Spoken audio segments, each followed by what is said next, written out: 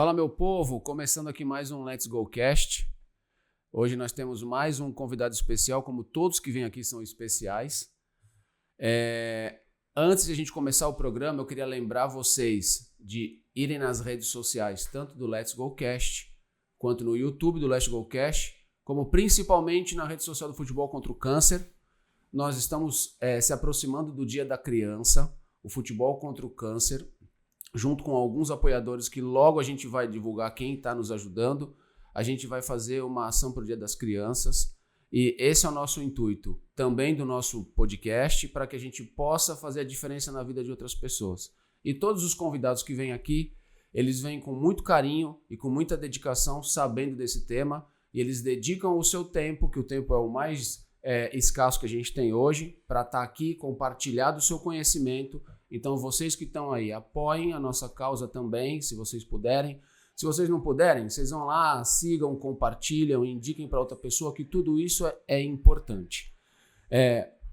Começando o nosso programa, nós temos hoje aqui uma pessoa, ele é um agente FIFA, ele é o Danilo Casselli, ele está localizado lá em São Caetano, lá no ABC, ele tem um mercado muito grande fora do Brasil, ele tem bastante jogadores lá e ele pode explanar muitas coisas que a gente tem dúvidas aqui. A gente vai levantar alguns temas importantes, alguns temas que eu também tenho dúvida, como vocês também. Nós temos aqui na mesa hoje também o nosso amigo, nosso parceiro, irmão, que a vida me deu aí, que tem me ajudado muito, Maurício. Eu peço que vocês vão lá nas redes sociais, tanto do Danilo quanto do Maurício, seguem eles, dá moral para eles lá, compartilhem, façam tudo, porque tudo isso aqui que a gente está fazendo, esse movimento é muito importante. Danilo, obrigado pela sua presença, obrigado por você estar aqui, pelo seu tempo. Eu sei que você foi um ex-atleta, hoje você está aí na posição como agente FIFA, você é um cara credenciado, que você tem um know-how imenso aí na sua profissão. Eu queria que você, brevemente, para o público aí, você desse a sua explicação da sua transição, que também vai ser importante você falar. Desse um pouquinho desse briefzinho assim da sua vida como atleta e a sua transição aí para agente FIFA. Legal. Primeiramente, Davi, quero te parabenizar aí pelo programa. Prazer estar contigo aqui. Muita alegria ficar aqui em Santos. Gosto muito da cidade. E também é um prazer estar com o treinador Maurício Copertino aqui, que eu sempre brinco com ele que quando eu encontro com ele não é reunião, não é encontro, é aula, né, de futebol e às vezes de moda. Eu brinco com ele que cidade de Santos aí quer patrocinar ele com a moda e é um prazer estar aqui, principalmente também pelo seu projeto social contra o câncer, né? E a gente vai ter muito papo pela frente. Eu fui atleta profissional bons anos da minha vida, né? Aqui no Brasil e fora dele. Aqui só no Santos fiquei 2 anos e meio, com aquela turma lá, Manel Maria, Jenner, Fino, eu, Diego, Alisson, Divanildo. Pegou essa época? Você era mais... Não, era mais... E aí rodei o mundão, né, Davi? Rodei o mundão, Itália, Azerbaijão, Índia, Emirados. E aí quando eu parei, eu já me posicionei diferente, estudei. E agora eu sou agente FIFA, né? Tive a credencial da CBF lá atrás e hoje aí eu tô como agente FIFA, que é a atividade dos agentes regulamentada pelo órgão máximo do futebol. E aí quando você tava ali naquele final de carreira, já não tô mais querendo jogar ou quero já parar, ali você já virou a chavinha e falou, eu vou ser um agente quando eu parar. Você já foi se preparando para aquilo. Exato. Quando a gente joga futebol profissional é muito difícil a gente sair do meio, né? Tanto é que tem muitos profissionais que vão para a área de treinador, de gestor. E eu sempre gostei de conectar muitas pessoas, né? Sempre foi o meu ali, vamos dizer, o maior dom ali. Eu sempre fui muito comunicativo para conectar. E algumas pessoas começaram a me pedir ajuda. E as coisas foram fluindo. Comecei a ajudar um amigo ali, outro jogador aqui. E as coisas foram evoluindo, né? Até chegar nesse patamar aí que, depois de muito trabalho, que a gente está aí nesse mercado brasileiro e mundial. E falando um pouquinho do mercado brasileiro que você tocou no assunto, aí a gente já entra com o convite que nós fizemos para o nosso amigo Maurício permanecer aqui na mesa junto com a gente para poder compartilhar esse momento contigo. Eu queria que você falasse um pouquinho de como é esse mercado brasileiro aqui. Primeiro para os atletas, depois eu quero te fazer uma outra pergunta que eu tenho uma dúvida. Como que é esse mercado? É um mercado que você consegue ter entrada fácil? Porque assim, eu vejo que você é um cara novo, a gente deve ter mais ou menos a mesma idade. E nesse mundo aí, eu acho que é mais difícil, tem aquele receio, como é que funciona essa questão? Hoje, para você ser um agente credenciado da FIFA, você tem que seguir alguns requisitos, né? Para eu te explicar o credenciamento, vale a pena só fazer uma breve recapitulação dessa linha do tempo. Os agentes começaram ali na época de 50, 60 e foi evoluindo para meados de 91, que houve a primeira regulamentação específica da FIFA, que foi o primeiro agente FIFA. Você tinha que fazer uma prova lá atrás, você tinha que fazer uma comprovação de uma conduta ilibada, ter um seguro de responsabilidade civil, que era emitido apenas por companhias da Suíça, né? E a gente sabe que a lei Bosman mudou ali o mercado mundial, né? Onde no final do contrato os jogadores poderiam deter aí a transferência para fazer independente do clube. E ali foi se criando um regulamento, né? Então a FIFA ela centralizou os regulamentos até 2015, onde em 2015 ela criou o RWI, que ela descentralizou a regulamentação central e soltou para cada confederação. Então a CBF tinha a sua, a da Argentina tinha a própria, todas as confederações e associações do mundo, cada um seguia o próprio regulamento. E a FIFA viu que escorregou da mão muitos negócios, né? Foram milhares de negócios que saíram e escaparam da regulamentação central deles. E agora em 2023 eles resolveram retomar as atividades, né? Então hoje para você entrar no mercado, sendo brasileiro, precisa ter primeiramente uma conduta ilibada, né? Porque o futebol ele é carente de pessoas com credibilidade, com respeito, que querem fazer a coisa séria, querem fazer a coisa andar, né? E se preparar, como tudo na vida, né, Davi? Se a gente não se preparar, não estudar, não criar um network, não se relacionar com pessoas do bem, do meio do futebol, o próprio meio não vai te impulsionar para você criar boas oportunidades e, consequentemente, bons negócios, né? E agora, entrando no tema com o nosso amigo Maurício, nosso treinador da mesa aqui, conhece tudo sobre futebol. O processo para ser um agente, um empresário de jogador, é o mesmo para ser um empresário de um treinador? Ou como que anda essa relação? Empresário de treinador, empresário de jogador, aqui no Brasil, como é que funciona? A credencial que o agente usa, ela pode ser para ambos, tanto para jogador quanto para treinador. É um regulamento específico, único, que ele serve para esses dois linhas de profissionais, tanto jogador quanto para treinador. O que acontece aqui no Brasil? Existe uma carência muito grande a relação entre os agentes e os treinadores. Os treinadores de futebol brasileiro, eles têm essa carência e a necessidade de se expor ainda mais no mercado internacional com pessoas de credibilidade, com os agentes representando eles para buscar boas oportunidades lá fora, né? Então, realmente, o futebol brasileiro, ele precisa disso, de pessoas sérias que direcionam esse trabalho de agenciamento para treinadores de futebol. Acredito que o Maurício também sente essa dificuldade de encontrar pessoas no mercado para direcionar algumas oportunidades para fora, né? Isso que ele já teve lá fora, um treinador experiente, né? Então, mas existe essa lacuna aí entre a relação dos agentes e treinadores de futebol. Mauricião, muito obrigado pela sua presença mais uma vez aqui, compondo a nossa mesa para esse assunto maravilhoso. Eu acho que não tem ninguém melhor e com mais expertise do que você, do que falar sobre esse tema todo aí. Seja bem-vindo mais uma vez. Obrigado. Primeiro, agradecer mais um convite de estar participando do teu podcast, né? Sempre com muito conteúdo. Um abraço ao amigo Danilo, né? Um cara que a gente se encontrou na caminhada aqui do futebol e é sempre bom revê-lo e tá batendo papo, falando coisas sobre o nosso mundo. Realmente, eu acho que hoje o treinador de futebol no Brasil, ele está carente de várias coisas que... Muita coisa, né?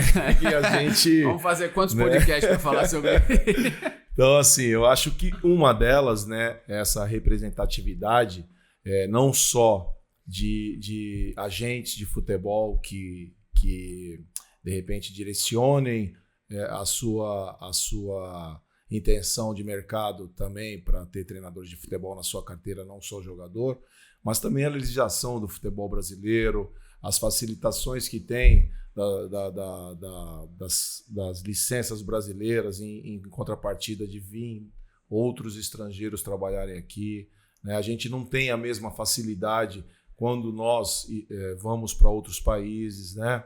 Um exemplo clássico agora é o treinador do Botafogo, né, cara? Não querendo falar, mas já falando, mas realmente é um absurdo isso, né, cara? Ele nunca foi treinador de nenhuma equipe no futebol europeu, sempre trabalhou como auxiliar técnico do Ancelotti, e hoje ele é treinador do Botafogo do Rio, o atual campeão da Libertadores. Então isso daí, se você colocar no papel, é uma coisa assim que foge, né, a toda a nossa capacitação cognitiva, porque a gente se prepara muito, e se eu, um exemplo, for para a Europa, só para o público entender um pouco isso, eles vão me pedir, qualquer equipe lá, tá? Não estou falando o campeão da Champions League, não, né? Que seria proporcionalmente o que acontece aqui com o Botafogo do Rio. Lógico. Né? O campeão da Libertadores é a mesma coisa. Proporcionalmente é o campeão da Champions League. Se eu for dirigir qualquer equipe lá, eu preciso comprovar para qualquer federação dos países que eu for, se eu for para o Braga de Portugal, eu preciso provar para ele que eu fui treinador nos últimos 5 anos de equipes da primeira divisão, no caso da Série A do futebol brasileiro. Ou seja, eu não consigo trabalhar lá com a minha licença da Conmebol e nem a licença Pro da CBF Academy. Em contrapartida, o treinador de lá pode vir aqui. Treinador não, né? No caso dele, ele foi só auxiliar técnico do Ancelotti. E ele virou treinador do Botafogo. Então, são coisas assim que a gente não entende, mas que a gente tem que lutar também, né? Porque nós, treinadores de futebol brasileiros, como o Danilo mesmo falou, né? Estamos nos recolocando no mercado, né? De uma forma com muita capacitação, todo mundo voltou a estudar, todo mundo está se preparando, estão começando a fazer bons trabalhos nos clubes. Isso aí vai chamar novamente a atenção, não só do futebol brasileiro, mas também, eu acredito que em pouco tempo, do futebol mundial. E Danilo, pode falar. Para complementar, abre uma lacuna muito grande no mercado com relação a isso. Cria um desequilíbrio, porque o treinador brasileiro ele precisa de uma série de fatores, uma série de situação paralela ao perfil certo, porque, Davi, não é fácil a gente os agentes encontrar um perfil certo para uma demanda especial lá fora, seja no mercado europeu, seja no mercado asiático. Né? Os treinadores brasileiros eles tinham muito mercado lá fora, que infelizmente no decorrer do tempo a gente foi perdendo o mercado, foi enxugando. Isso que o Maurício comentou cria um desequilíbrio gigante, porque a gente vê muitos treinadores de fora vindo aqui para o Brasil e tomando espaço realmente de pessoas capacitadas, pessoas que muitas vezes, né, Maurício, muito mais capacitados, a gente vê pelos trabalhos, acompanhando o dia a dia, muito mais capacitado que os treinadores brasileiros e menos capacitados, vêm para cá e acabam ganhando mercado, acabam trabalhando no clube e a gente vê os treinadores brasileiros se preparando, estudando, tirando a credencial, né, se comunicando, tentando alguma coisa e a gente vê esse desequilíbrio. Então afeta o mercado como um todo, né, para os treinadores. E os agentes não enxergam muito isso, essa lacuna que existe justamente para usar isso como trampolim, mas com essa dificuldade. Então realmente é um fator que pega para os treinadores, é um desequilíbrio, né, que aí já envolve CBF Academy, as licenças, mas a classe dos treinadores, elas realmente, na minha visão, teria que ser um pouco mais unida para realmente buscar essa mudança. Haja vista que se a gente continuar nessa debandada, o futebol brasileiro vai ser invadido por treinador, managers, aí começa a abrir para scout, começa a vir, a gente viu a debandada, mais de 471 jogadores estrangeiros vieram para o Brasil. Então, daqui a pouco, a gente está deixando o nosso mercado como todo escorrer pela mão. E isso cria uma dificuldade para todo mundo, entendeu? A gente está vendo o movimento acontecer e pouca coisa sendo feita efetivamente para criar uma mudança, sabe, Davi? Eu ia te perguntar exatamente isso. E qual seria o papel do agente FIFA na questão do treinador? O que ele poderia agregar para, de repente, mudar esse cenário? Sim, primeiro buscar uma boa oportunidade, né? Sendo aqui no Brasil ou fora, e junto com a experiência de mercado, tentar criar um mecanismo que o treinador de futebol atenda o máximo de requisito para a demanda específica do clube. A gente viu muitos treinadores brasileiros perdendo o mercado lá fora, talvez não pela credencial, mas às vezes por fato de não falar inglês, por fato de realmente não ter uma experiência internacional prévia, não ter a comissão técnica, né, Maurício? A gente sabe que a comissão técnica junto, todo mundo falando inglês, todo mundo conectado, é extremamente importante. Então, são vários fatores. Então, o papel do agente é realmente criar todo esse mecanismo, todas as identificar o que precisa e orientar. Orientar o caminho certo para ir de encontro com a demanda do clube e tentar conectar as partes para fazer o contrato. Né? Hoje a gente escuta aí no futebol, quem está mais próximo do futebol, por dentro, então a gente escuta muito, igual a gente falou um pouquinho antes ali, na esquina o cara do mercado é empresário, o dono da padaria, o outro ali também é empresário e dá os almoços para a galera vir comer aqui e tal. Isso aí, o quanto atrapalha isso para vocês agentes? E nessa mesma pergunta, a gente entende que tem um monte de gente que é empresário, sim, só que de jogador de futebol. Exato. E existe essa mesma comunidade, essa mesma rede para treinadores? Ou não? O treinador, ele caminha sozinho. Ele se vira e pronto. O que aconteceu? A gente viu os números que a gente vê na televisão não corresponde à realidade do mercado.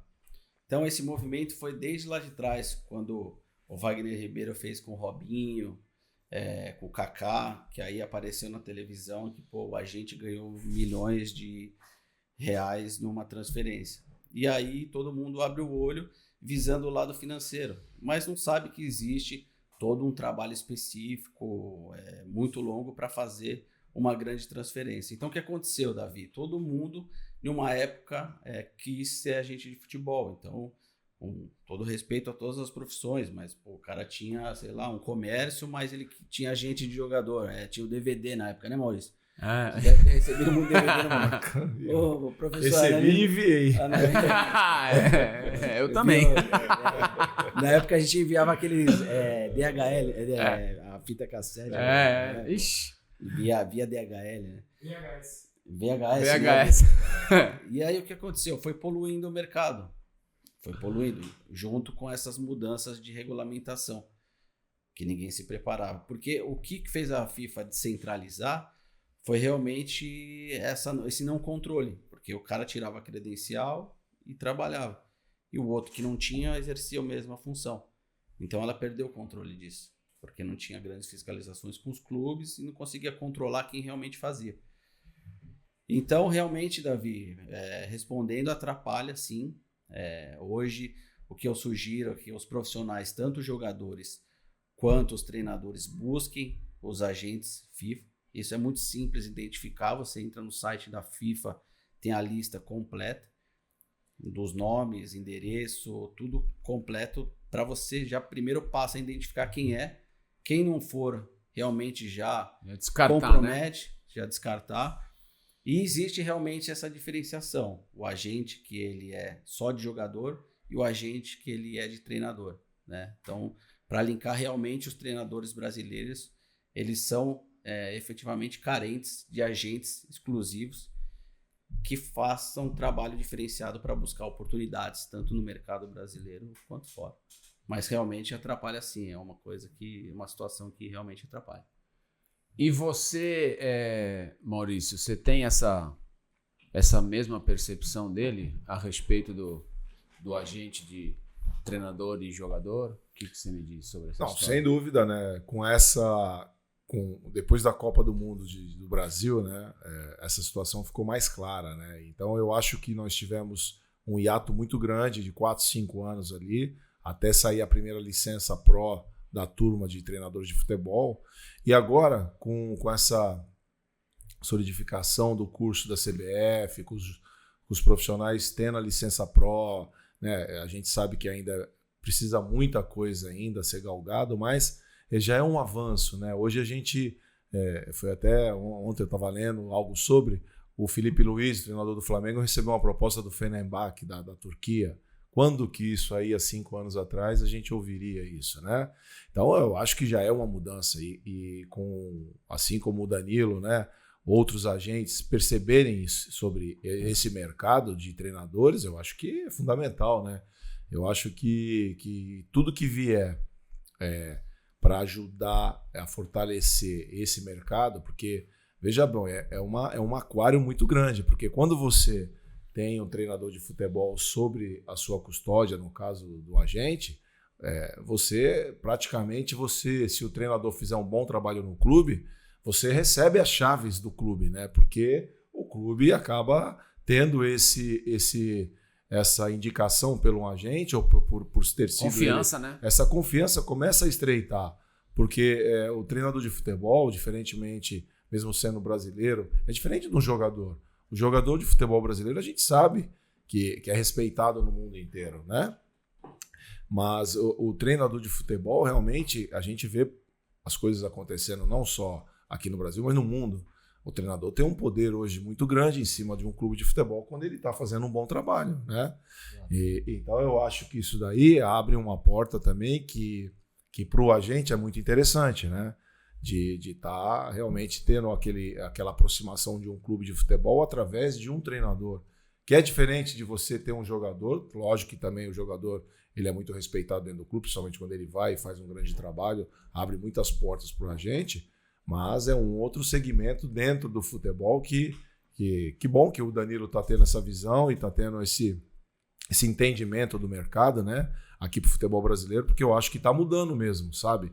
E isso é uma coisa boa para mim como profissional. Eu acho que apareçam mais Danilos aí, agentes de futebol, interessados em ter esse nicho, que eu acho que tem grandes profissionais no futebol brasileiro que já são solidificados no mercado, mas como a concorrência está muito grande, acabam ficando ou em algum clube menor, ou de repente tendo um pouquinho disso aí, um tempo sabático para poder estudar um pouco mais, enfim. Eu acho muito válido. Então a gente pode concluir que o agente ele soma muito na parte do treinador, ele vai somar muito em questão de identificar, por exemplo, igual você falou, pô, você quer ir? Precisa falar inglês, vamos trabalhar a comissão técnica para ajudar ele a amadurecer essa parte e de repente para fazer uma negociação dentro de um clube tem um pouco mais de respeito ao treinador ou não? O que você diz? Sim, hoje os clubes lá de fora, né, principalmente no mercado asiático, onde eu tenho bastante relação, principalmente naquele eixo ali, Singapura, Malásia, Tailândia, já foi a época que eles levavam um treinador brasileiro e o treinador brasileiro contratava um intérprete e trabalhava ali por si só. Hoje os clubes estão cada vez mais modernos, né, Maurício? Tanto no Brasil quanto no mundo. Tem departamento de scout, muitas informações. Então, antes da contratação, eles sabem de ponta a ponta do profissional. Então, essa parceria entre o agente e o treinador de futebol, ela é muito benéfica. Porque o agente ele ajuda a construir toda essa ponte, esse caminho, né? E dando informação ao clube o mais precisa possível, né? E a parceria continua após a assinatura do contrato, que se expande a outros negócios, né? Então, como o treinador vai ficar no clube, é claro que sempre vai ter uma demanda para jogador, mas com o objetivo final de cada vez mais evoluir o profissional, tanto dentro do clube que ele foi, para futuras situações, né? Para não parar aí. Então, muitos agentes que eu vi aí fazendo as transferências, eles só querem fazer a transferência, mas não existe nenhum projeto, nenhuma visão além da primeira transfer, né? Então, para por aí. Então, o que eu vislumbro para os treinadores de futebol brasileiro é uma parceria estratégica com os agentes, né? Com os agentes sérios, que eu brinco lá, sempre brinco, vamos conectar a FIFA, porque pô, aí você já elimina 80% do mercado, né? Se não for comigo, tem um monte de agente extremamente sério, correto, que tem a credencial, mas é uma parceria que ela é carente, ela é necessária para ajudar todo o mercado dos treinadores e para a gente voltar a reconquistar o mercado que foi perdido ao longo dos últimos anos. E também acho que principalmente para treinador precisa ter esse elo com o clube ali, né? Para fazer uma negociação, para começar um primeiro contato, porque senão eu acho que já pode começar um negócio mal feito ali e o treinador vai lá fazer o trabalho dele e já fica aquele resíduo de algum problema que teve, porque o empresário, querendo ou não, ele sempre vai estar na frente do negócio para defender o lado tanto do atleta como do treinador. Exato. Se de repente o treinador não tiver ninguém que comande ou que faça um negócio, tem que ser ele. Por si só, Davi, a figura do agente, ela já valoriza o profissional. É isso que eu tô falando. Tanto é que nos Estados Unidos, 95% dos negócios na NBA são feitos via agentes. Só que aqui, infelizmente, por questão de cultura, muitas pessoas, ainda mais com a nossa facilidade de comunicação, vão direto nos profissionais, né? Então, os agentes têm que cada vez trabalhar mais sério dentro do regulamento, fazer contratos certos para minimizar esse tipo de manobra, vamos dizer assim, né? Então, já por si só, a figura do agente valoriza e preserva e fomenta o que o profissional quer e almeja para o próximo clube, né? Para o próximo contrato. A gente tem aqui o Maurício, ele pode contar alguma história de como é que foi você indo para fora, as suas negociações, como é que foram? Foram algumas, né? Eu já tive a oportunidade de trabalhar na China como treinador, auxiliar, no Emirados Árabes como treinador e como auxiliar, então sempre teve algum agente envolvido, né, Davi? Eu nunca fui sozinho, então lógico que eu não tinha contrato assinado com nenhum dos agentes, eles me procuraram e conectaram, né? Conectou as situações e deu certo, né? Mas realmente é uma carência muito grande que o mercado tem, né? De ter esse vínculo, né? Não só de profissionalismo, mas também muitos agentes, como o Danilo, né? Ele tem já uma expertise no mundo dos países da Malásia, da Indonésia, especificamente dele, Brunei.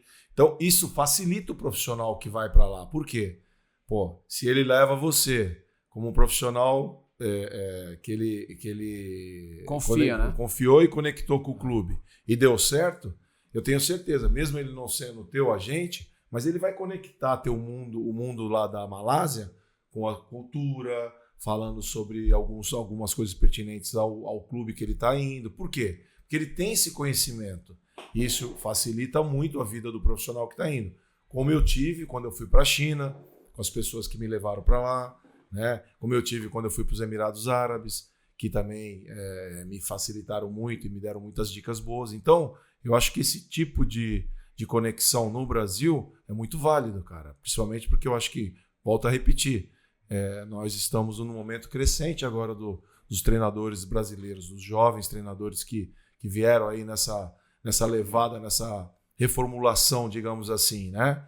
Então, eu acho que é um mercado muito emergente, muito capacitado, que pode gerar bons frutos, não só aqui no mercado interno, como futuramente no mercado internacional. Com certeza. E o que você acha dos profissionais hoje que nós temos no futebol brasileiro, dos treinadores? Então, a gente tem uma nova geração aí, pessoal jovem, que tem um futuro brilhante pela frente, né? São um treinador, no caso do Maurício, que é um treinador vou brincar com ele aqui, relativamente novo. Mas é novo. Obrigado pelo novo. Mas vamos puxar o saco para ele voltar mais vezes. É novo. O Maurício é um cara extremamente profissional, dinâmico e já tem toda essa experiência internacional. Que isso ajuda demais numa prospecção nossa aqui dentro do mercado interno. Porque os clubes que me procuram, que solicitam treinadores, eles vêm com uma cartilha, um direcionamento, Maurício, de profissional específico. Então não adianta eu virar para o mercado e não achar o profissional que não vai atendê-los, né? Então o profissional que almeja trabalhar lá fora, sendo treinador, ele precisa ter no mínimo alguns requisitos com relação à licença, com relação a falar inglês, com relação a uma conduta profissional, né? Então a gente precisa realmente fomentar muito mais os negócios. Internamente, que o Brasil, a gente sabe que é uma potência, tem numa crescente. Na minha visão, a gente tem que parar com esse movimento. Parar não, que a gente sabe que é impossível, mas diminuir esse movimento de estrangeiro para cá, porque a gente tem profissionais igual o Maurício, extremamente competente para dirigir uma Série A, uma Série B e futuramente dar outros saltos maiores do que a gente ficar dando oportunidade toda hora pra gente de fora, Então, é isso. Eu vejo com muito potencial. Desde que a gente saiba buscar o mercado como um todo, um equilíbrio para não abrir as porteiras igual do jeito que tá. E eu tô vendo que você, quando fala, você tá com o olho brilhando. Então, você enxerga mesmo isso, uma coisa para o futuro, assim, até mesmo para você profissionalmente, uma coisa assim que é logo ali. Eu vejo com bastante projeção o mercado interno de treinadores, os jovens que vêm a evoluir aqui para trabalhar em clubes de Série B, Série A, né? E aí, consequentemente, eles tendo um trabalho bem feito aqui internamente, eles conseguem fazer um trabalho lá fora, né? Então, a gente não consegue realmente atingir, Davi, um mercado lá fora, independente se é Europa, Ásia, qualquer outro canto do mundo, sem ter um perfil completo, uma preparação e uma projeção interna aqui, né? E, Maurício, me fala uma coisa, depois eu quero que o Danilo também comente sobre esse assunto. O que você acha ou qual é a diferença, não sei como que a gente pode chegar na conclusão dessa pergunta, que faz um treinador ir para fora e ficar lá por muito tempo? E aqui ele possa até ter feito um trabalho bem feito, ou ser reconhecido, mas porque tem treinadores que estão fora do Brasil que já estão um tempão lá, né?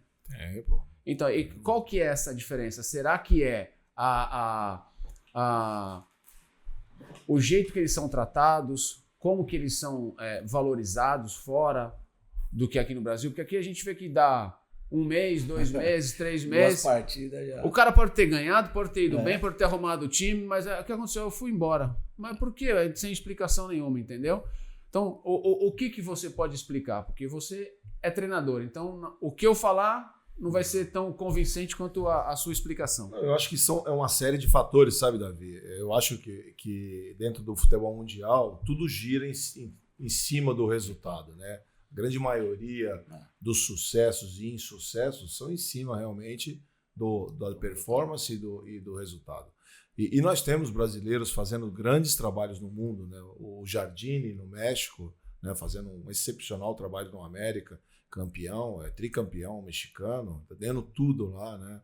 É um profissional brasileiro que levou toda a comissão técnica. Nós temos o Périx Chamusca, que já está há um bom tempo, ficou no Japão e agora está na Arábia Saudita, né? Na primeira liga da Arábia Saudita, que também é um profissional muito requisitado e está fazendo grande sucesso lá, sempre fazendo boas campanhas, bons trabalhos. Então, a gente ainda tem profissionais brasileiros que estão lá fora, que estão na batida como era antigamente. Só que isso aí não é divulgado, né? A gente vê que pouco se fala sobre esses profissionais. Eu acho que não só os trabalhos, como a conduta, como toda essa organização que nós estamos procurando ter, mas também a divulgação, né, cara? Falar sobre coisas importantes dentro do futebol, né? Falar sobre o trabalho do profissional brasileiro hoje está sendo um pouquinho melhor divulgado isso daí. Porque nós hoje, o Rogério Ceni, né? Ele vem fazendo um grande trabalho no Bahia, sabe? Com uma equipe que ele montou, com a equipe que os jogadores que ele trouxe. Você vê que agora a equipe está numa pegada muito, muito legal. O Felipe Luiz no Flamengo nem se fala. O Felipe Luiz está fazendo uma campanha melhor do que a do Jorge Jesus. Né? Se você colocar proporcionalmente aos resultados, a números e tudo, se ele continuar nessa batida, for campeão da Libertadores, campeão da Copa do Brasil ele não tá, ele já está fora. E do Campeonato Brasileiro, cara, ele está fazendo um trabalho para ser o primeiro ano dele como treinador excepcional. Né? Então, eu acho que falta realmente essa divulgação, essa boa vontade, que quando acontece... O Xavier Alonso, quando fez um grande trabalho no Borussia Dortmund, que ele parou de jogar e fez um grande trabalho, falava-se muito nele no Brasil. E eu não vejo a mesma proporção sobre a divulgação do trabalho do Felipe Luiz. Falam esporadicamente quando o Flamengo joga. Mas esse tipo de situação é real, que a gente precisa mudar. Né? E muda como? Falando, conversando, tocando no assunto, indo no campo e, lógico, fazendo grandes trabalhos. E como eu te disse, são várias coisas. Mas que essa conversa que nós estamos tendo aqui já muda muito. Porque as pessoas que estão vendo isso daí vão escutar coisas diferentes. Seria muito fácil chegar aqui agora e só falar sobre coisas negativas ou coisas positivas em relação à nossa profissão. Não, nós temos coisas boas aqui dentro, como também não temos. Né? Então, eu acho que é sempre bom a gente dar o caminho. O caminho é esse que eu acho que tem que ser falado, divulgado, para que o cenário comece a mudar, não só no exterior, porque eu acho que hoje até, como antigamente, os profissionais saíam mais, como também retomar o mercado interno, né? Porque a gente está tendo uma proporção aqui de pouco trabalho para o profissional brasileiro que nunca visto antes no futebol brasileiro. E a projeção ela é grande, né? A gente vê aí a estabilidade, infelizmente, no futebol brasileiro para treinador ela é gigante. Né? A gente sabe, né, Maurício, que um treinador de futebol aqui, quando tem uma sequência de derrota, complica. A gente sabe, né, Davi? Acho que até no treino, né? No treino, acho que até no treino, né? Perdeu o treino, tchau. E por diversos fatores também externos, ou até próprio dentro do clube, que a gente sabe que afeta ali o profissional que está treinando. Numa ocasião, em 2017, eu transferi o René Weber. Felizmente nos deixou aí de Covid, né, Maurício? E ele foi sempre auxiliar do Paulo Autuori. Ele trabalhou com a Abel também, Trabalhou com a Abel, e aí ele trabalhou no São Paulo, uma época, como coordenador, no Grêmio. E aí profissional. Ótimo profissional.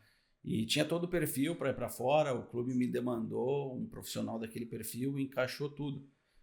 Só que, infelizmente, o valor que ele estava pleiteando era um valor, no momento ali, distante do que o clube poderia oferecer para ele.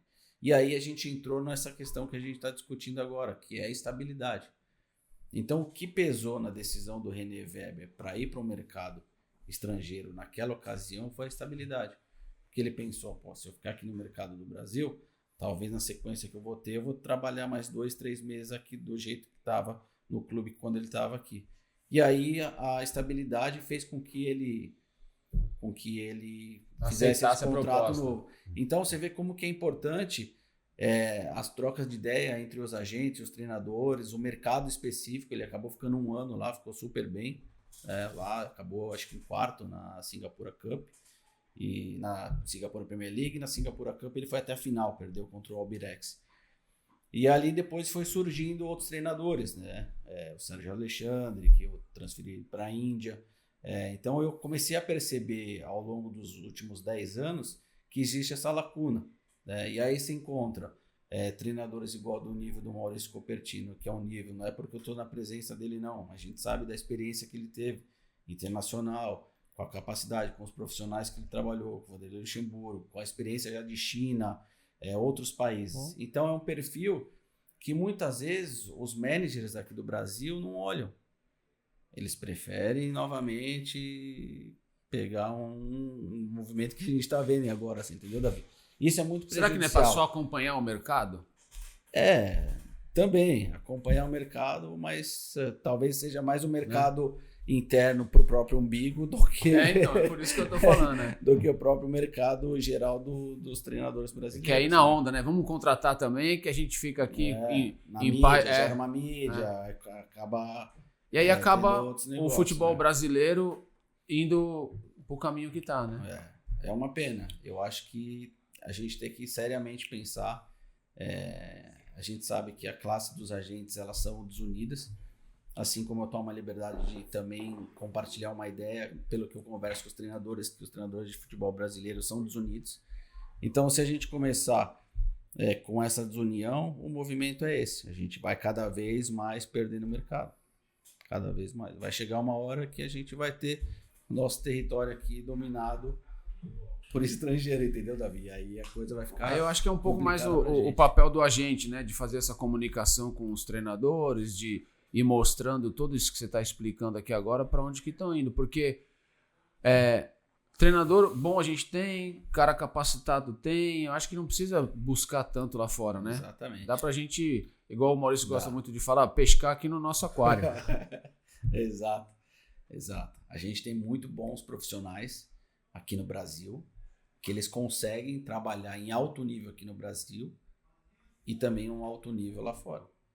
É só questão de mercado, a gente parar realmente, os managers que estão nos clubes, parar e para dar atenção para treinadores que já têm experiência, currículo, profissionalismo, para fazer um trabalho sério aqui para fora e depois, consequentemente, uma futura transferência. Aí é onde todo mundo vai ter o resultado profissional e, consequentemente, financeiro, né, Davi? Lógico. Então, esse é o movimento, né, Maurício?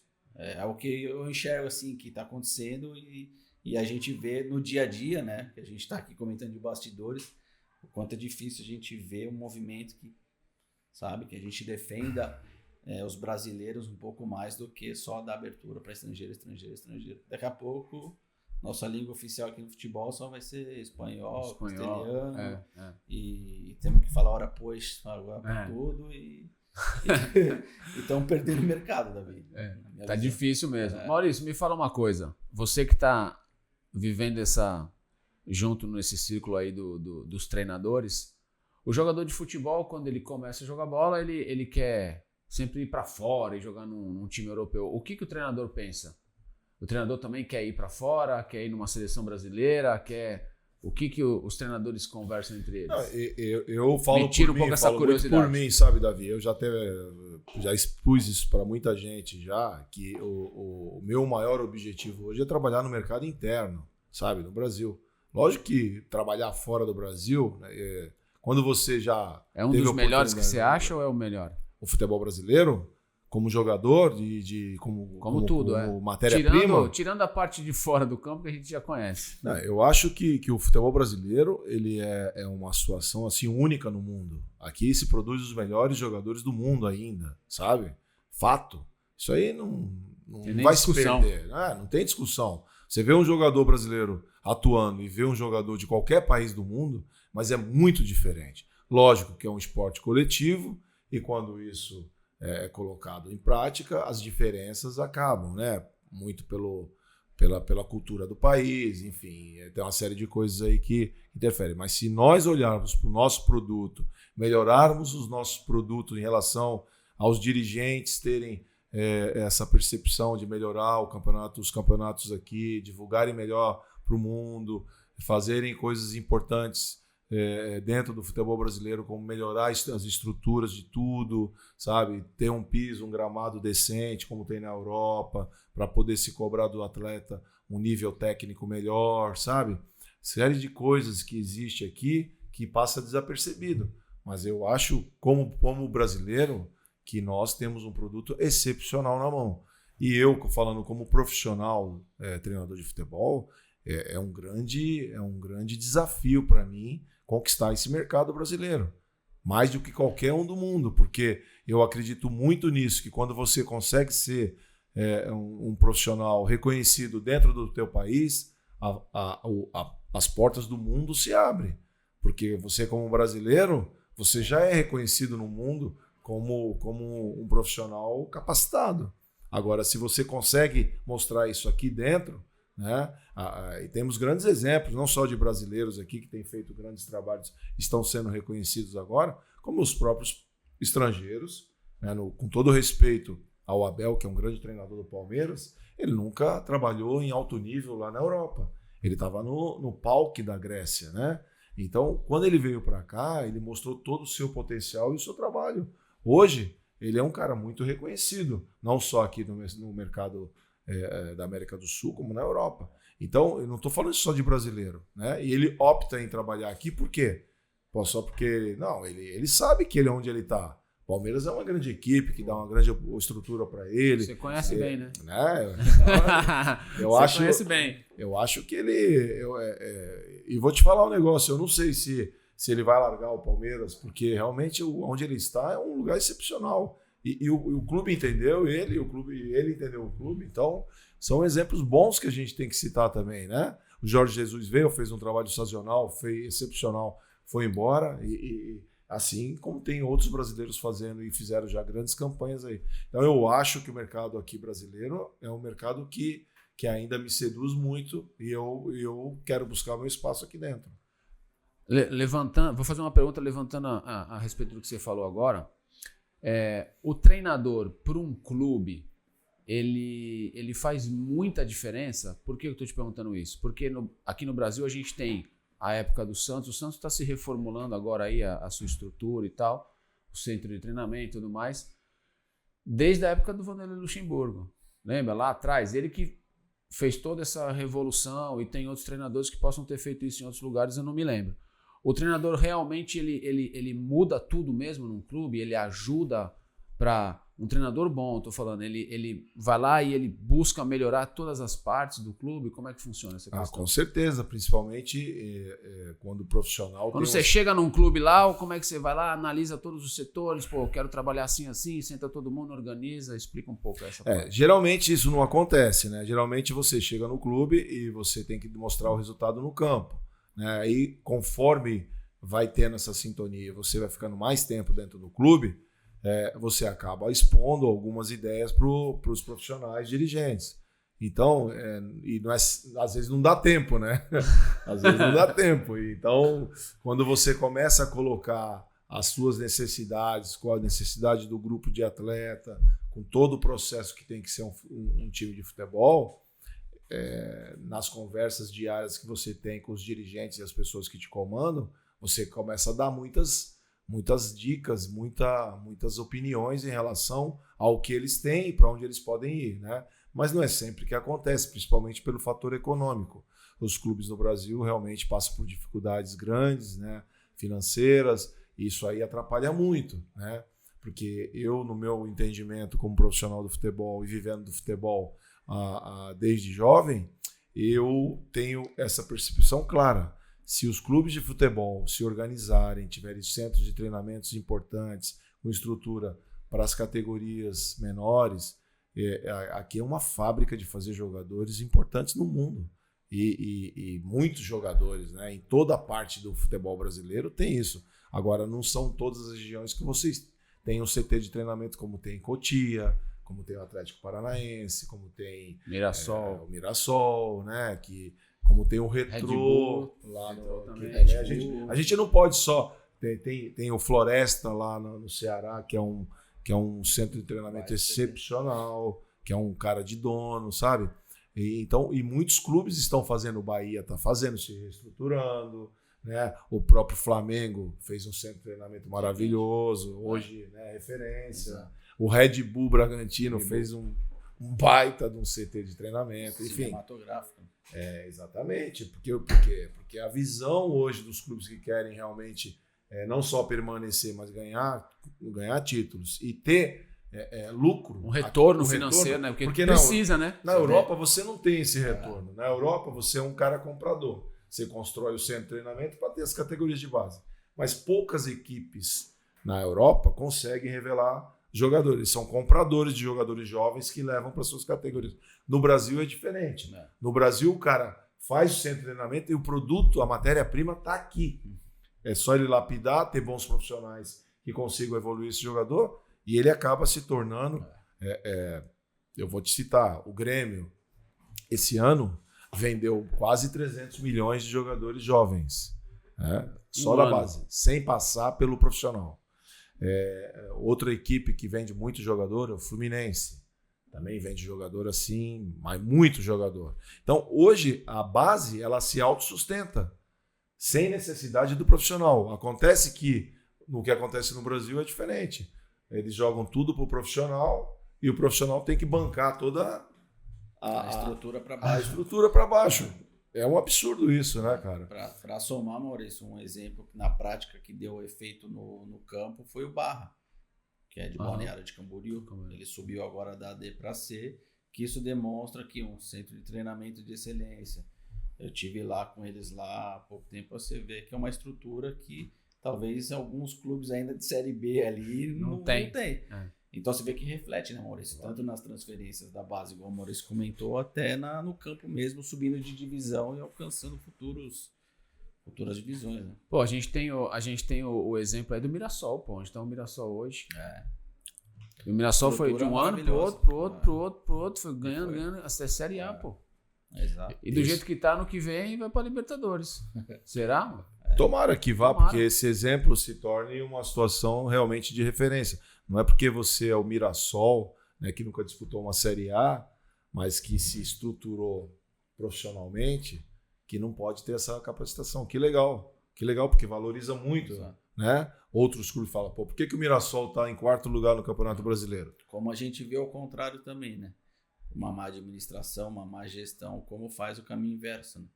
Que é o caso que, infelizmente, eu sou de São Caetano, fui da base do São Caetano, bons anos lá também, por isso que tomo até a liberdade de falar isso. Você vê como a gestão, a estrutura faz com que o caminho do clube seja inverso. Ao invés de decolar, transferir jogador, fazer negócios, expandir, ampliar para o mercado, acaba realmente ficando no ostracismo. Então, é extremamente importante a gestão, essa estrutura que o Maurício comentou, física mesmo, para ajudar a desenvolver tudo, é extremamente importante, né? Para a indústria como se, para o mercado como um todo, né, Davi? E o São Caetano foi um time meteórico, né, mano? Foi. Ali acompanhava bem de perto ali. Chegamos na final da Libertadores contra o Olímpia. São Caetano precisando do empate. Saiu ganhando de 1-0. Perdeu. E é uma pena, porque a gente tem uma cidade boa por trás. Sim. Do lado do aeroporto. Estamos colados com São Paulo. É um clube carismático, né, Davi? Onde o Santista gosta, o Palmeirense gosta. Igual a Portuguesa Santista aqui, né? Igual a Portuguesa Santista. E aí é uma pena, porque isso reflete, né? Porque é menos um clube para a gente fazer negócio, para ajudar o mercado, para desenvolver atleta, para desenvolver treinador, para desenvolver negócio.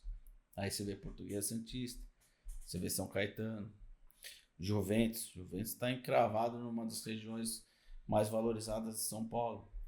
E o Juventus já foi também numa época... Ali bateu em todo mundo, né?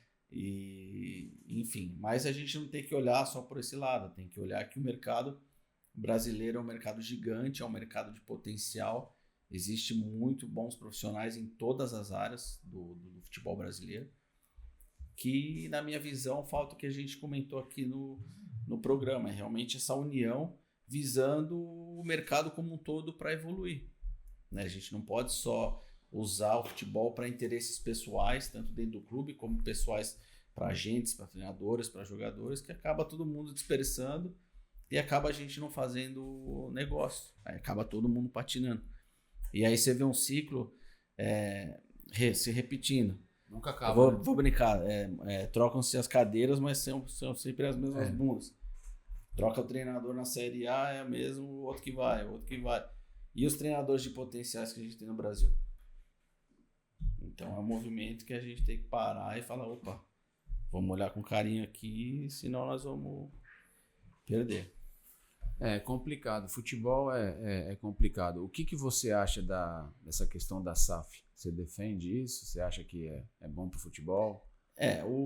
Usam muito termo, né? Vai virar SAF, vai virar SAF, vai virar SAF, e já acha que o clube vai virar um castelo de felicidade. A gente sabe que não é. Mas é um movimento extremamente interessante e necessário, porque ali tem mais responsabilidade em todos os sentidos para ter mais direcionamento nas coisas corretas. Né? Você acha que pro seu lado, pro agente, seria mais fácil para negociar ou para chegar num clube ou para se comunicar? Sim. Desde documentação, regulamentação, conversas, né? Porque existe já dentro de uma SAF uma hierarquia que você consegue conversar com as pessoas certas, né? Porque tem muita clube associativo que você fala com um, mas o outro tem mais poder, tem que falar com um, com o outro, e você não sabe nenhum direcionamento para você direcionar um profissional dentro do clube.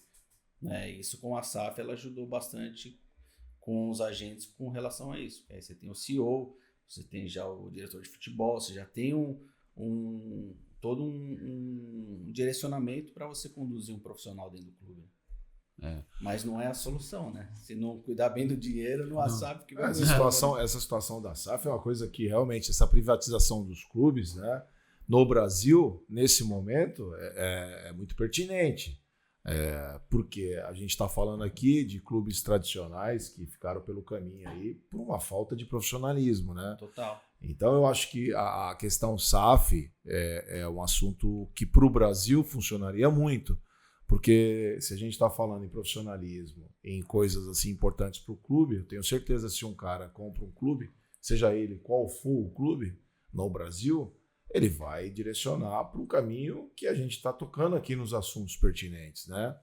E isso daí, em contrapartida, no futebol europeu acontece muito, né, cara? Os clubes lá são todos organizados, tem estrutura física, mas a matéria-prima, ela é escassa.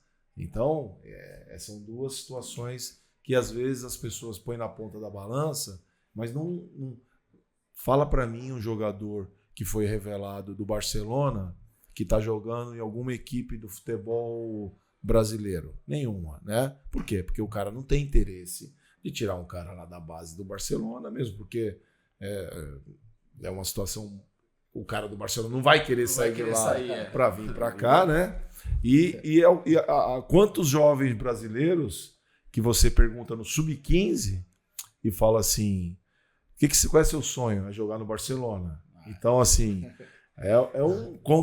uma situação que tu, desde o começo, você já fala, pô, tá errado essa coisa, né? Então, essa mentalidade, tudo isso que nós estamos conversando, passa por esses dois exemplos que eu estou te falando. Então, eu acho que nós precisamos mudar muita coisa, né? Dentro da mentalidade aqui. É legal que o Danilo está tendo essa iniciativa, que outros profissionais também já devem ter pensado como ele, né?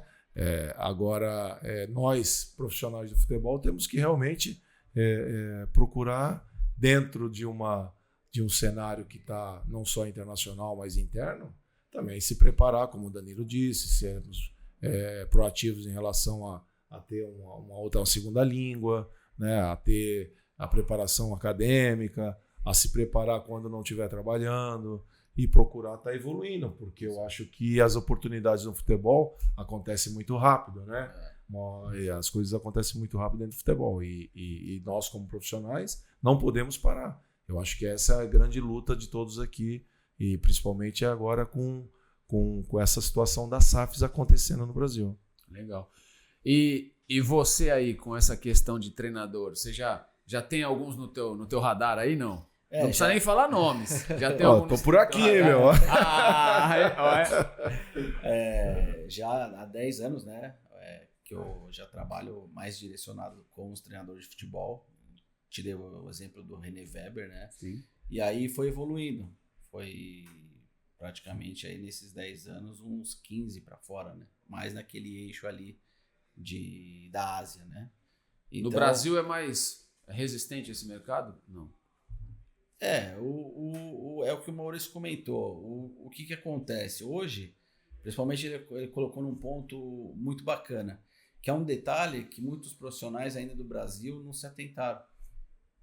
Que muda a chave assim, que é o inglês. Então, hoje o profissional, um treinador de futebol profissional, é fundamental, independente se o auxiliar dele fala, se o preparador físico dele fala, mas é fundamental o head coach falar inglês, entendeu, Davi?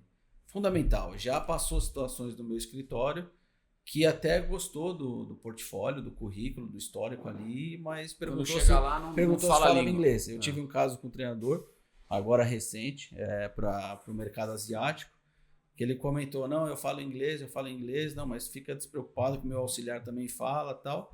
Mas o presidente do clube, ele realmente queria um profissional que fosse de igual para igual no inglês. Então é um detalhe que, independente da qualificação, da credencial, da licença, é necessário, entendeu? Então são situações, são perfis, né, Maurício, dentro do profissional do futebol, do treinador que precisa.